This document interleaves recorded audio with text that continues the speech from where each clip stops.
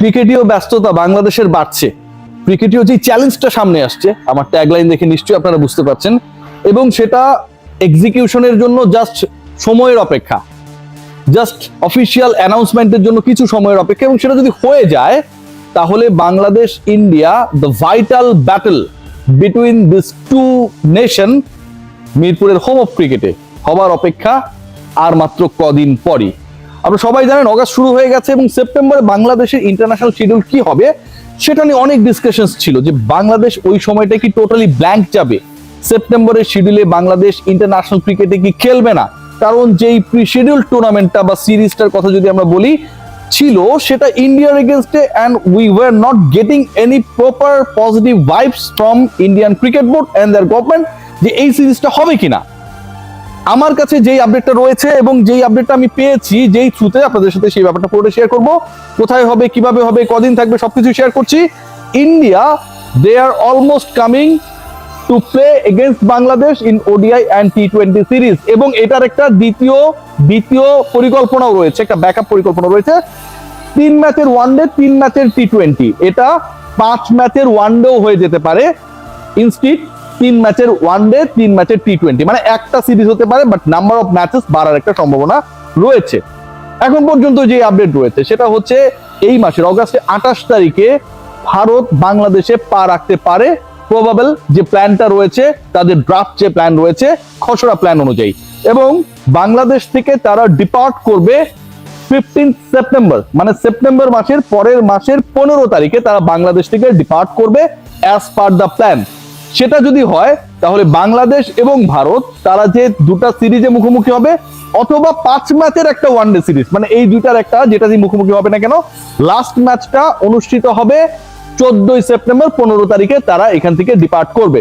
So আমি যদি একটু ওভারঅল এটুক বলে নেক্সট ডিসকাশনে যাই, ভারত বাংলাদেশে আসছে অগাস্টে 28 তারিখ, এখন পর্যন্ত যে শিডিউলটা আমরা জানতে পেরেছি, এবং 28 তারিখে এসে তারা মোটামুটি 17 দিনের মতো থাকবে, সেপ্টেম্বর মাসের 15 তারিখে বাংলাদেশ থেকে ডিপার্ট করবে, লাস্ট ম্যাচ খেলবে অ্যাজ পার দেয়ার ড্রাফট শিডিউল সেপ্টেম্বরের 14 তারিখে।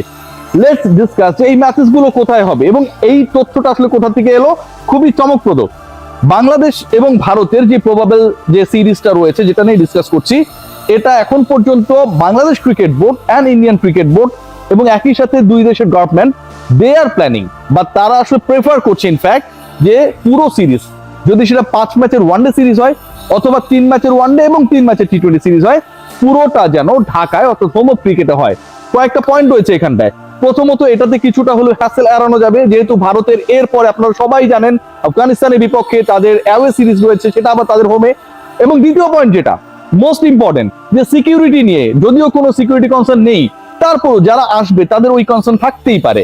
সো সিকিউরিটি নিয়ে যদি কোনো ধরনের কোনো কনসার্ন থাকে, whenever you will arrange a series against India, যারা আসলে বাংলাদেশে এসে খেলবে, এবং সেটা যদি ঢাকায় হয়, বাংলাদেশ ক্রিকেট বোর্ড, আইন শৃঙ্খলা রক্ষাকারী বাহিনী সবার জন্য এটার সিকিউরিটি মেইনটেইন করা, প্রপার ওয়েতে সিকিউরিটি প্রোভাইড করা অনেক বেশি ইজিয়ার হয়ে যায়। সো এখন পর্যন্ত যা মনে হচ্ছে যে সিরিজের প্রত্যেকটা ম্যাচ, সেটা 5টা ওয়ানডে হতে পারে, 3টা ওয়ানডে, 3টা টি20 হতে পারে, সবগুলো ম্যাচ ঢাকার হোম অফ ক্রিকেটে মিরপুরের শেরে বাংলা স্টেডিয়ামে অনুষ্ঠিত হবে।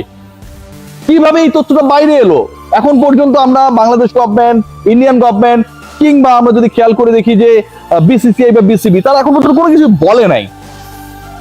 আপনারা সবাই জানেন যে ইন্ডিয়া ভার্সেস বাংলাদেশ অথবা India versus any team of the world, যখন কোন একটা পার্টিকুলার সিরিজ হয়, সেটাকে কেন্দ্র করে একটা স্পেশাল ভাইবস ক্রিয়েট হয়, মার্কেট অনেক বেশি বুস্ট আপ হয়। ভারতীয় মার্কেট আলটিমেটলি ফলো করবে তাদের দল কোথায় খেলছে, এবং ওই যে হিসাবটা, মানে একটা সিরিজ আপনি ইন্ডিয়ার এগেইনস্টে খেলবেন, মানে সারা বছর সব দলের বিপক্ষে আপনি যে সিরিজ খেলে মুনাফা অর্জন করবেন, ব্রডকাস্ট রাইটস থেকে শুরু করে গ্রাউন্ড রাইটস এভরিওয়্যার, সেটা ইন্ডিয়ার এগেইনস্টে আপনি একটা সিরিজ থেকে ডাবলেরও বেশি আর্ন করতে পারেন। ইন্ডিয়ানদের ক্ষেত্রেও একই রকম, যে যারা আসলে ইন্ডিয়ান সয়েলে রয়েছেন, যারা বাংলাদেশের না, যারা বাংলাদেশের বাইরে থেকে ইন্ডিয়ান ক্রিকেটের রাইটস নিয়ে কাজ করেন, তারা বাংলাদেশে ইন্ডিয়া আসলে সেই রাইটসটা সেল করবে।